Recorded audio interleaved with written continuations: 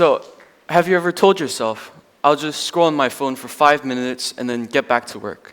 2 hours later, you're watching a documentary on how the Federal Reserve became a thing, or endlessly scrolling through Jose Mourinho edits.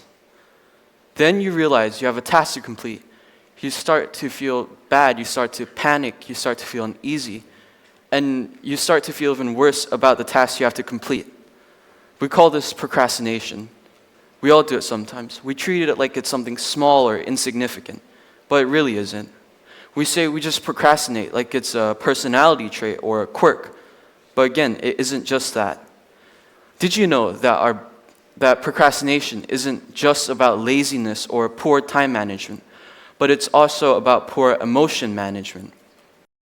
Now, think about the last thing you put off. Was it a scary email, a difficult work project, studying for a subject that makes you feel stupid? We all do that sometimes. But our brains does something very interesting. They perceive that task that makes you feel insecure as a threat. And our brain's number one job is to protect you from threats. So it offers you a deal. It says, hey, instead of doing this task that makes you feel bad, how about we do this other thing that makes you feel good right now? So we fall into the cycle of procrastination. It works for a short period of time. You trade future pain for present pleasure. But once you realize you still have that original task to complete, you start to feel even worse. The task becomes even scarier. Our brains aren't rational computers. They're emotional avoidance machines.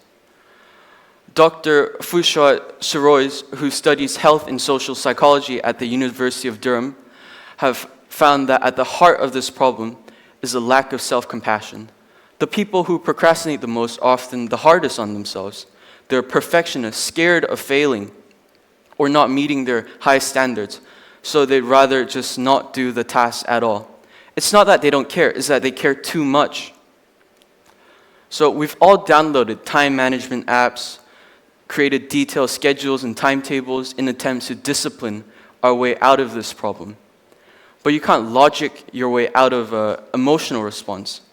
The solution isn't to try harder, it's to feel different. So I have 3 suggestions to help you escape this cycle of negativity.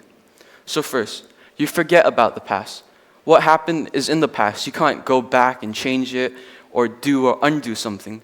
Beating yourself up about the past only fuels negativity. It doesn't help you in the long run or in the future. Secondly, be a friend to yourself. Be a friend to future you. Future you is a real person. It's a real person who will have to deal with your consequences, the consequences of your actions, what you did and didn't do.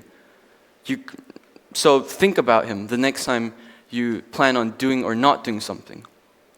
Thirdly, break up your task into smaller chunks, smaller next steps, so you can complete that task without raising emotional alarm bells inside of your head.